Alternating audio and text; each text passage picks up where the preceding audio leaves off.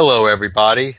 Welcome to ICC's Game of the Week, with your host, as always, Joel Benjamin. It's been somewhat overshadowed by the FIDE World Cup that partially overlapped it, but the 2015 Karpov Poikovsky tournament has been a treasure trove of Game of the Week candidates. The organizers have smartly invited players with reputations for enterprising play, and the players have delivered. Alexey Shirov is from Mikhail's Latvian school of chess and has been said to play on his own planet and create fire on board. In this week's matchup, he may actually be the tamer player of the two, as Israeli grandmaster Emil Sutovsky is pretty much always pushing forward with little regard for his safety. Their second-round matchup, unsurprisingly, produced quite a few sparks. So let's get to it. Sutovsky playing white, Shirov black, and Emil is an e4 player. So we get a Sicilian. Knight c3, okay, Sutovsky is playing some move order games. Generally, this does not change anything, as if black wants a knight off, he can, well, in this case, Shirov plays a6, but also knight f6 can be played. There is a move sideline for white with e5, but it's really nothing special, so not too many players are concerned about it. Sometimes, very occasionally, a player might play knight c3 to try to gain time on the clock.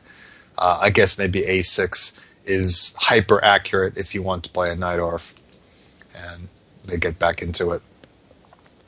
And Sutovsky plays h3, and this move, which was kind of an obscure favorite of Bobby Fischer many years ago, has somehow become arguably even the main line of the knight off. It's really pretty incredible.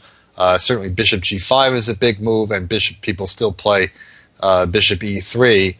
But one of the main ideas for white in Sicilians is to push the kingside pawn storm, and this gets ready to do it.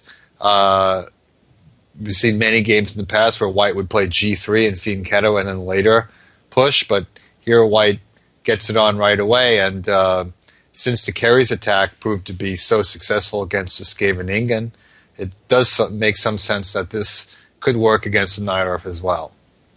Okay, so Shirov plays in knight off fashion by pushing e5. Of course, there are many other ways to play. And now Sutovsky plays knight b3, and this seems to be a favorite of his. There have, of course, been a lot of games with the knight coming to e2, which is not really blocking white's development because he's going to play g4. In comparison with the g3 knight offs, where the knight goes to e2, we see that white can maybe play g4 in one go, getting ready to chase the knight away and fight for the d5 square, and also the knight can kind of trail behind it to go to the g3 square and get active as well. But Sutovsky seems to prefer this move knight to b3, and there the game has somewhat more in common with the bishop e3 variations, where the knight usually goes to b3, and we see that in the bishop e3 line, instead of the f3 kind of English attack, we have seen increasingly more games where white plays h3 and g4, and one of the ideas is the pawn can go to f4 in one move and attack the center from there. Okay, so we saw bishop e6 and f4. So that's one of the ideas of knight going to b3.